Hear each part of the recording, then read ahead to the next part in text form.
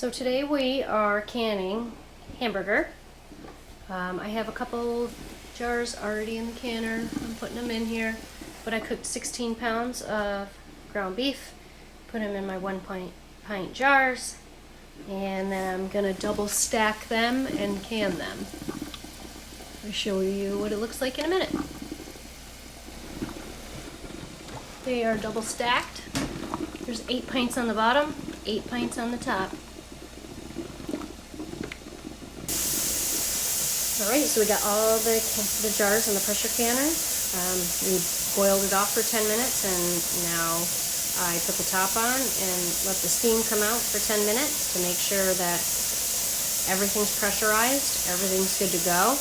And then I'm going to put the weight on it, and I will see you in an hour and 15 minutes. Now, actually, we found this recipe that to dry can the hamburger. Instead of putting a lot of liquid in it and making a brine and making it very liquidy, it tends to be kind of mushy, I've been reading, so I only put a very, very small amount of the hamburger grease, so to speak, in it. So we'll see what it looks like when it comes out. So see you in a bit. I put the weight on it. This Presto canner comes with a 15-pound weight, but we are about 300 feet above sea level, so I have to keep it about 11 pounds of pressure. They say should be at 10, but just to keep it above 10, they say 11. So my friend Meg found the weight that has different weights on it. So there's 2 weights on the weight itself, and if you take one of them off, it keeps it at 10 pounds, and if you took both of them off, it would keep it at 5 pounds. So I'm really excited. This is the first time I've used it, and I hope it works exactly as the way it's intended. So thanks a lot, Meg. There it goes. We're at and staying at 11 pounds of pressure. Listen to the little thing.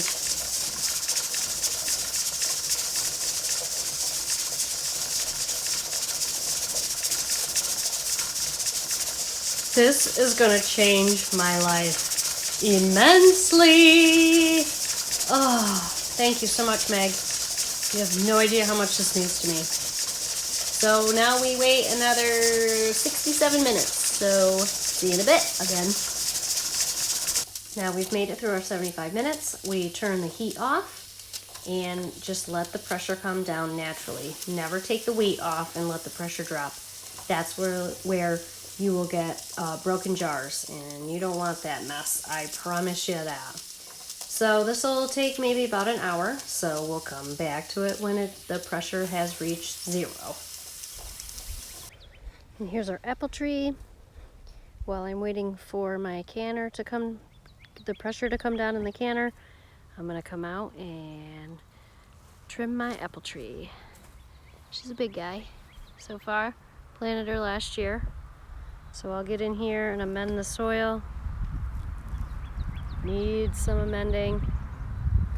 And I'll show you what it looks like when we're done. Here we go, she's all trimmed up. No branches are touching each other. I did take some of the bigger trunks on the top and rope them off a little, try to train them to grow in one direction. Now that the main trunk is really straight, I'm happy. I fertilized and mulched the bottom, so we are good to go for a while. And here we are the next day. We ended up with 15 jars. One of them didn't seal, so we'll just use that in the next couple days. But overall, I think it turned out pretty well. Canned ground beef.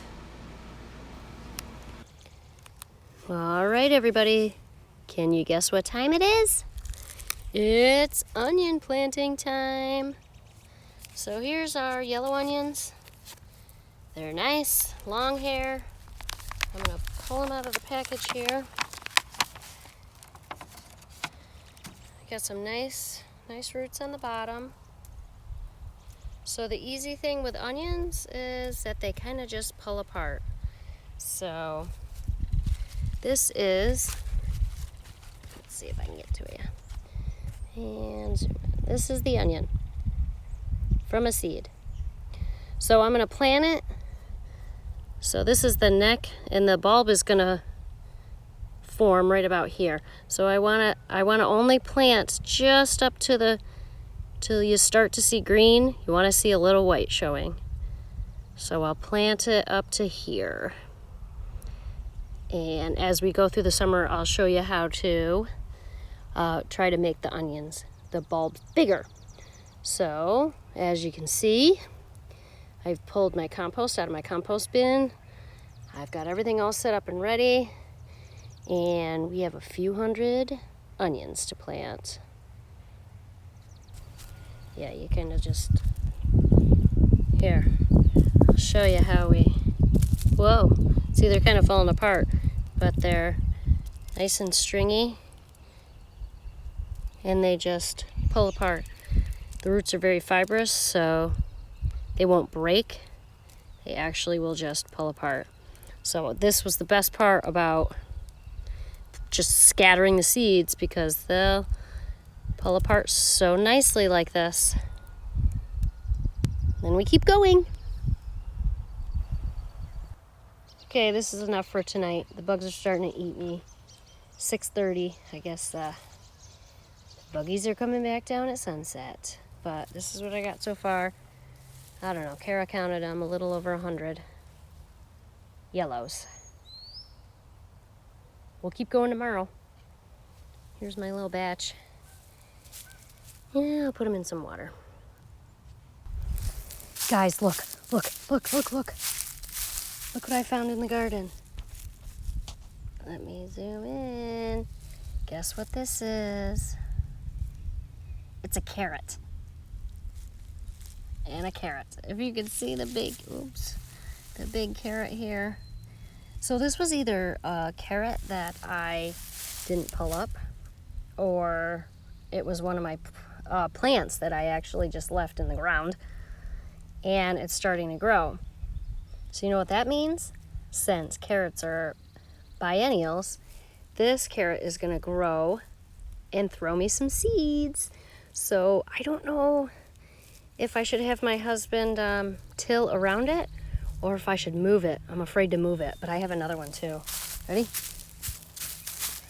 Ta-da! Another one. Oh, it's so cute. I just saw it popping up around the leaves.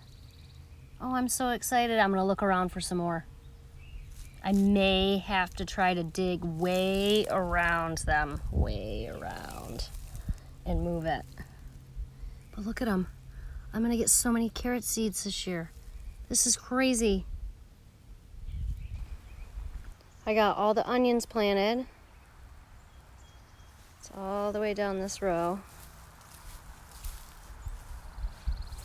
These I just planted last night, so they're a little droopy, but I put them on the outside of the garden because usually the deer don't bother the onions, and I really want to save space inside the garden. And look at that. Ready for them. Little garlic there. So excited. 150 plants I planted. So most stuff is coming up pretty well out here. We got the tomatoes coming up real well. I actually got the cumin to germinate, which is awesome. The peppers, I got lemongrass. I only got one little celery. Oh well. I've heard it's really, really hard to start celery from seed, so I may just buy it from the store. My lavender never came up. My St. John's wort didn't come up. Oh well, trial and error. You just try things. So my cauliflower, my broccoli, Brussels sprouts, and my cabbages are coming up real well. They only came up in a couple of days, which was great. And I have, oh, that's out of focus. My parsley, rosemary, chives, summer savory, thyme, Russian tarragon, eggplant, and fennel. The fennel's coming up real slow, but it's coming, and everything else is popping right through, which is great. That was a couple weeks ago. Boy, I'm taking a long time to get this video out. I did plant some more things today. I have a super, super, super big surprise for everybody. So this weekend, I planted a little extra of some things that are super special for some feathery friends. All right, so I got chamomile, pickles, dill, kohlrabi, oregano, acorn squash, pumpkins, kale, a whole bunch of kale. What do you think? Can you guess? I'll give you a second to guess. Ready? We're gonna move around here. What's the red light for? Guess what's coming this week? Chickens! I'm getting chickens. Oh my gosh, I'm so excited. So we've been planning and preparing for little chicks to come. I ordered 10. We'll see how many make it. But we got our little setup. I've been working to clean out my shed because I need a temporary spot for them to live while we're building the coop, because it was going to be a really long time to get a shed or get a coop. So we're just going to make one. My husband is talented. He can do it. So I'm super excited. I can't wait for you guys to come along on this journey with me. This is the first time I've ever had chicken, so this is going to be really awesome, and I just can't wait. So follow along, and the next video, there'll be little beep, beep, beepers around. All right, guys, so thanks for watching, and I will see you soon. And thank you for growing with me so I can grow with you.